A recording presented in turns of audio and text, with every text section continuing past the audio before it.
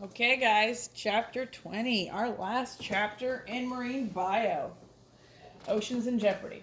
Okay, this chapter can tend to be a little bit depressing. You might see my cat in the background. I apologize. Um, Please do me a favor. I didn't want to overwhelm you with labs this week because there's so much going on.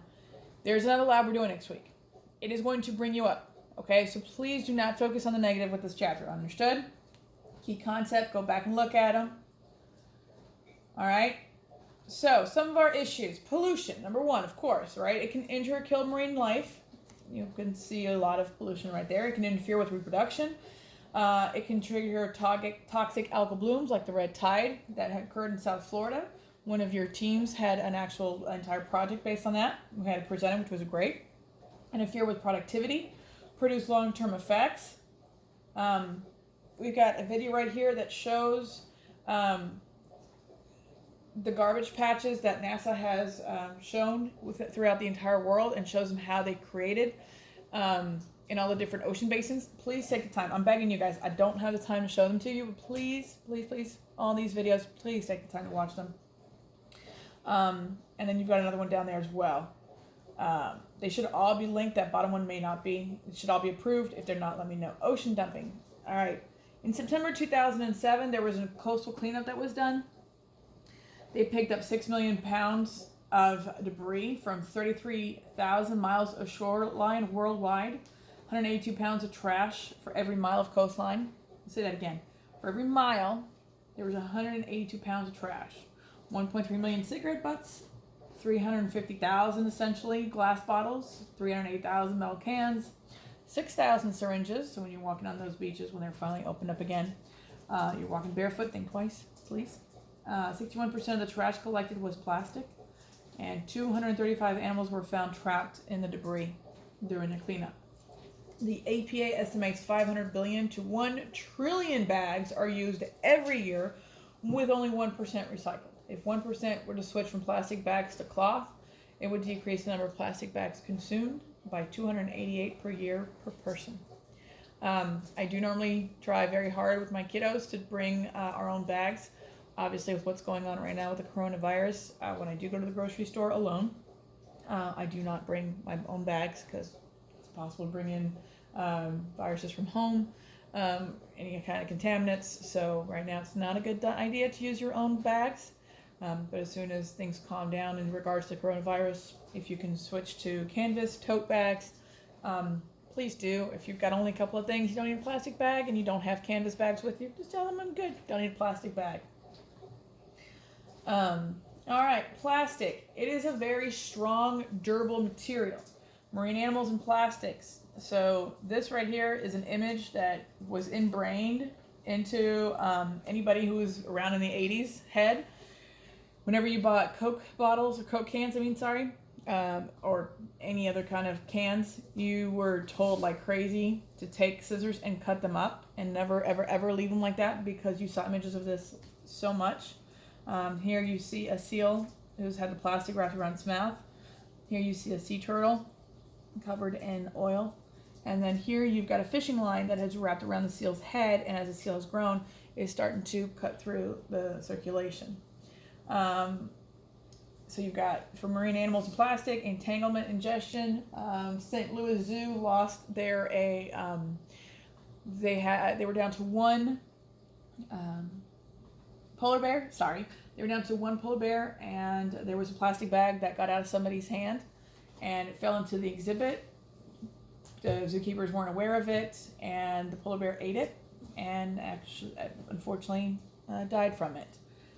Plastic bags are a huge problem. They look like jellyfish. Sometimes the marine mammals are very curious, and they're like, "Oh, what's this? Let me play with it," and they eat it. And then all of a sudden it blocks their stomach, and then they can't consume. They can consume things, but they can't. Their stomach lining won't allow for any absorption of nutrients, and they slowly starve to death. So it's a very much problem. Photodegrade. This is where the plastic will actually break down, quote unquote, break down by the sun, sun, but not break down in the sense that it's broken down and disintegrated. It's just broken down into smaller particles. It's being said by scientists that very soon we will have more pieces of plastic than plankton in our oceans. We're almost there actually. Energy breaking down the material, millions of small pieces, and then we have a huge problem controlling plastics. You can look at this more closely on your own PowerPoint. There's a huge problem of the types of debris we have. Basically, shoreline recreational activity, that's over 0.5% of pollution. Makes sense. Medical and personal hygiene.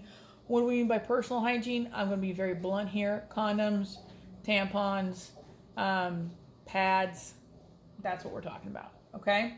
Dumping activities. So here we are. We're like, oh, industries are so horrible.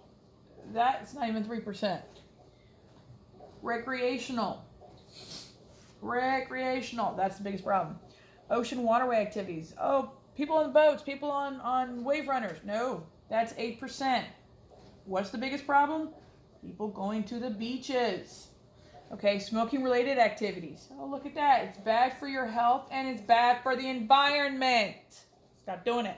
Yes, stop doing it. Ocean dumping, commercial dumping. There is commercial dumping going on. Garbage, sewage, toxic chemicals, naval and merchant ships legally, they're legally allowed to dump 77 tons of plastic. Fishing industry annually discards 49,000 tons of fishing gear and 2,600 tons of plastic packaging into the ocean. Okay, you are not misseeing this. This is a tank at the bottom of the ocean after the Gulf War. And after the war with Iraq, we actually was cheaper for us to dump some of our antiquated military equipment into the ocean than it was to bring it home. Well, Miss Small, but that's okay because coral reefs grow on it. Here's the problem. Ever changed your own oil on a car or a truck?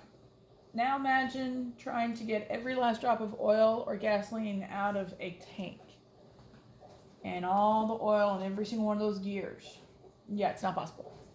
So every single one of those tanks, Jeeps, Humvees that got thrown into the ocean, all of those are leaking oil and gasoline into the ocean.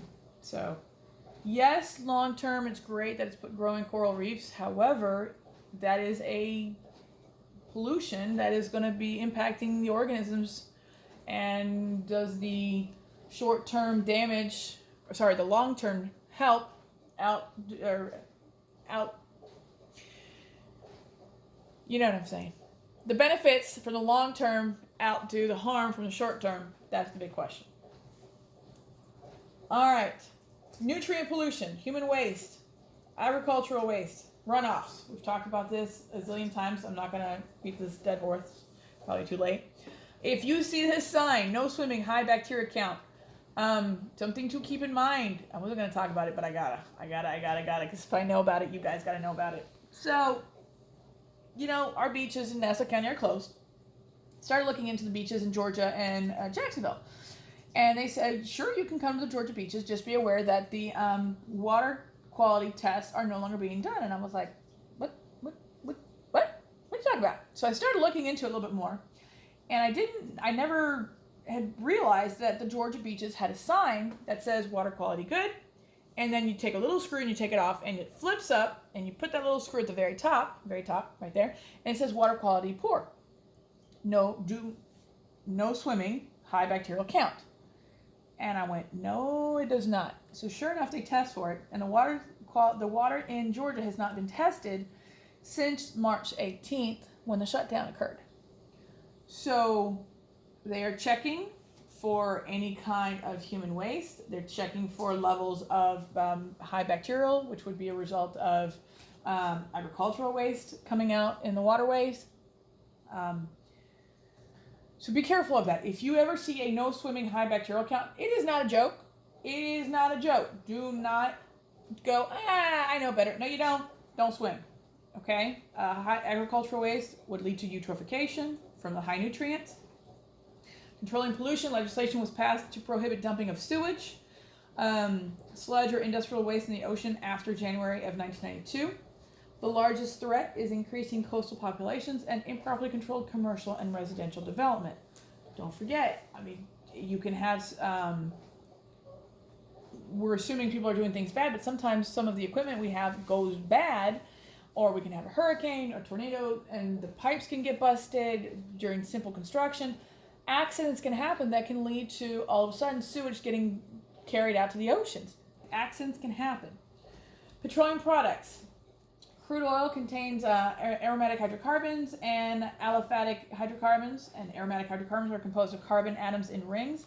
And this right here is floating oil, because oil and water don't mix, right? So that's crude oil. And the problem with that is if that catches on fire, the water is not going to put it out. It's going to keep flaming, and the water is going to carry that flame to whatever the ocean currents are going to carry it to. So you literally have a flame that's being carried around. Petroleum products are persistent and difficult for microbes to degrade and toxic to organisms. This is the seal that they're trying to get cleaned off. And the Exxon Valdez is how they figured out, after the Exxon Valdez oil spill, is how they figured out that Dawn soap was a great way to get oil spills off. But the animal, if it's covered more than, I believe, 70% of the body is covered with oil, it won't be able to survive it. Oil spills, Exxon Valdez. I've got 3 different videos. Please take the time to watch them. Exxon Valdez had 240,000 barrels of oil that went into Puget Sound in Alaska. That was in the 70s, and we thought it was the worst oil spill ever. Then 137 million in Mexico, the longest. It lasted a year for them to go ahead and control the oil spill to stop it. There's another video right there. It was called the Ixtoc. And then came the Deepwater Horizon, which occurred, believe it or not, 10 years ago. Ixtoc, if I'm not mistaken, it was also in the 70s. Deepwater Horizon occurred in 2010. So we went 40 years, 137 million, and then we went 4.9 million barrels. It lasted 3 months in the Gulf of Mexico. It took 3 months for us to cap it off. It was the largest oil spill in the history of the United States. This was Mexico, this was the United States. And there's a video right there that explains to you what happened. I think I told you guys in the last PowerPoint. Deepwater Horizon, the movie, tells you a recap of what happened. If you're up for it, watch it. If you're not, don't. Okay? Now, ecological effects of oil spills. The effects on birds and mammals: impairs birds' ability to swim and fly. Hypothermia, by destroying the ability of fur to insulate, because the fur is actually all matted up, so it's not trapping air pockets like it's supposed to.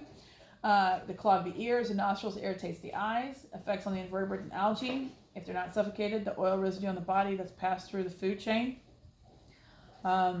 After Deepwater Horizon oil spill, you had your mussels, your not so much mussels, I take that back. Your scallops stayed at about $25 a pound for years. It was almost impossible to find them. It slowly started coming back down last 2 or 3 years. So they're finally making a comeback. Community effects in the intertidal zone. The ultimate outcome of oil pollution is a decrease in species diversity, to say the least. A simplification of the food web. Disproportionate increase in populations of resident species. Seaweeds can take over an area since the grazers are dead. And that is a dolphin that has succumbed. Oil spill cleanup. You can use oil booms and oil skimmers to try and catch it, because the oil is going to float, but it's still going to take a while to get to the top. Straw is used to soak up the oil, but they're going to burn it, which is then going to release the pollutants into the air, causing air pollution. They've actually been able to genetically engineer a bacteria that will break down the crude oil, which is great. Climate change. This is going to affect biological processes and diversity and distribution of species. As the planet is getting warmer and although everything's changing, the ecosystems are changing as we go up. The effect on the coral reefs, you've got a video right there. Please watch it. It's going to impact our rainfall, our winds, our storms. This is all nothing new. Non-native species, right? Introduction of ship's ballasts. That's one of the possibilities on how lionfish got brought in. The other thought is that they got brought in because they were released as pets.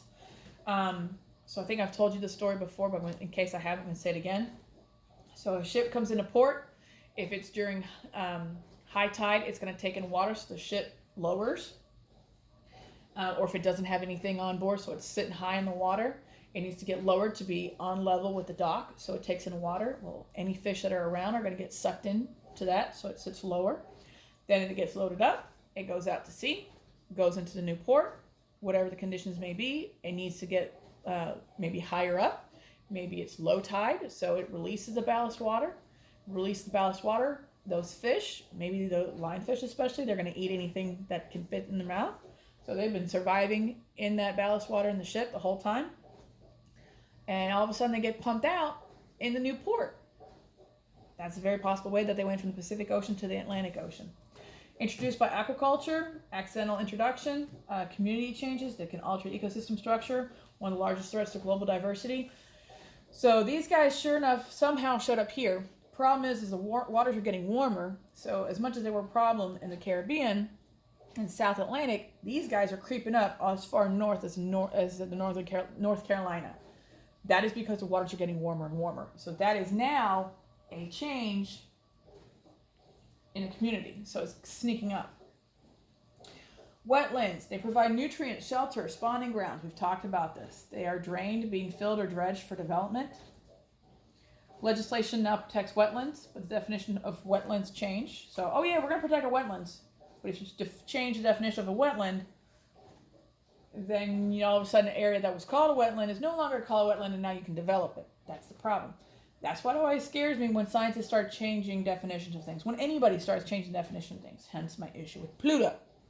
But whatever. Beaches.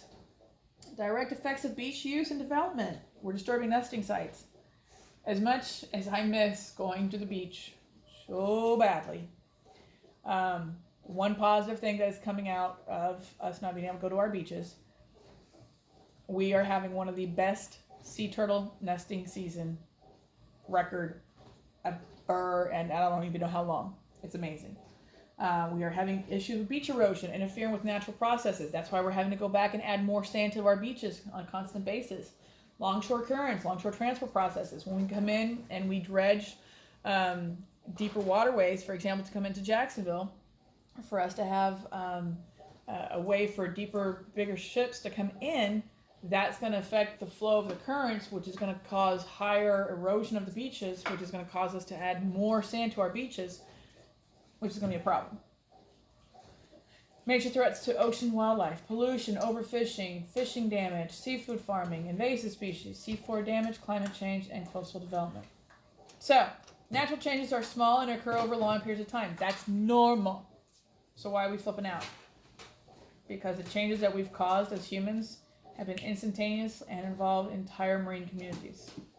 Once we understand what the problems are and how we're causing them, we can do something about it.